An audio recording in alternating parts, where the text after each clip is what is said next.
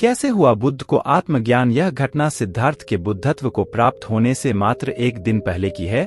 बुद्ध ने अपने आध्यात्मिक जीवन में जितने प्रयोग किए उतने आज तक किसी ने नहीं किए। ऐसा कहा जाता है कि बुद्ध को कोई ज्ञानी जो भी साधना, ध्यान, उपवास, व्रत व जागरण आदि करने की सलाह देता, बुद्ध उसे पूरे मनोयोग से संपन्न करते और वह ज्ञानी पुरुष बुद्ध के समक्ष नतमस्तक हो लेता था, क्योंकि ऐसा साधक शिष्य उसने कभी देखा ही नहीं था।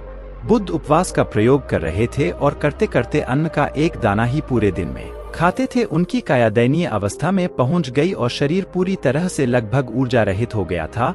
एक शाम गया की तरफ बढ़ने के लिए वे नदी में कूद पड़े। जीर्ण शीर्ण और शक्तिहीन थे ही, 2-4 हाथ ही आगे बढ़े थे कि डूबने लगे। बड़ी मुश्किल से नदी में बह रहे पेड़ के एक तने को पकड़ा और उस पर सवार होते होते लगभग अचेतन हो गए। बुद्ध के कुछ शिष्य दूर से ये सब दृश्य देख रहे थे और उन्हें बड़ी निराशा हुई कि जो व्यक्ति नदी पार नहीं कर सकता वह हमें भवसागर से कैसे पार कराएगा, और वे शिष्य बुद्ध को छोड़कर भाग गए। बुद्ध को पता भी नहीं चला कि कब वे दूसरे किनारे पर पहुंचे। चेतना लौटने पर वे धीरे धीरे वहां से चले और एक शिलाखंड पर आकर लेट गए और आकाश को देखने लगे। अभी रात थोड़ी बाकी थी, सितारे आसमान में डूब रहे थे और अब आखिरी सितारा पूरे आकाश में रह गया था। आखिरी सितारे को डूबने में कुछ समय लगाता है। बुद्ध उसे अपलक निहारते रहे। जब वह तारा डूबा तो बुद्ध उठकर बैठ गए और तत्क्षण बुद्धत्व का प्राप्त हो गए। वो फटते ही एक जवान कन्या अपनी मन्नत पूरी हो जाने के कारण सुबह सुबह शिलाखंड के निटक वृक्ष पर खीर चराने आई थी।